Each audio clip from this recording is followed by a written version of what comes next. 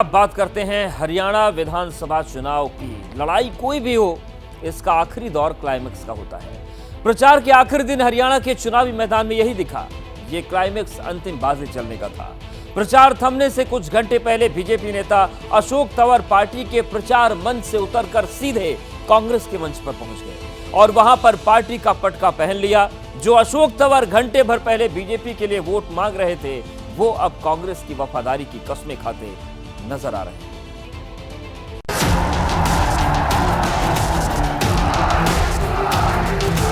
Congress party Haryana में चुनाव प्रचार के आखिरी दिन नूंह में पगड़ी बांधकर मैदान में उतरे राहुल गांधी ने महेंद्रगढ़ में मास्टर स्ट्रोक लगा दिया। पूर्व सांसद अशोक तंवर जी आज अपने घर में वापस आ गए हैं।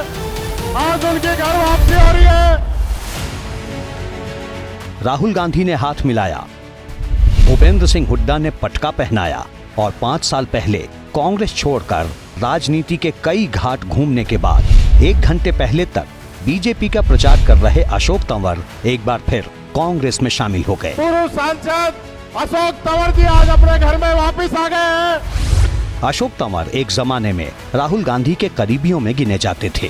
फरवरी 2014 में उन्हें हरियाणा कांग्रेस का अध्यक्ष बनाया गया था।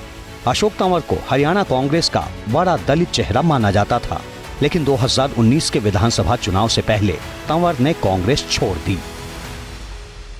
इसके बाद अशोक तंवर ने अपना मोर्चा बनाया, लेकिन कुछ खास नहीं कर पाए। फिर करीब साल भर वो टीएमसी में रहे। 4 अप्रैल 2022 को टीएमसी छोड़कर आम आदमी पार्टी में शामिल हो गए और फिर इसी साल 20 जनवरी को बीजेपी चले गए।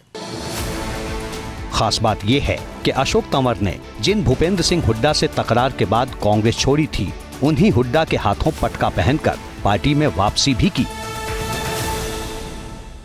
भाजपा के नेताओं की, दलित नेताओं की का कितना अपमान हो रहा होगा कि चुनाव से 1 दिन पहले अशोक तंवर जी ने कांग्रेस पार्टी को ज्वाइन करना पड़ा। आज ही अशोक तंवर बीजेपी छोड़ के कांग्रेस में चले गए तो क्या हो गया?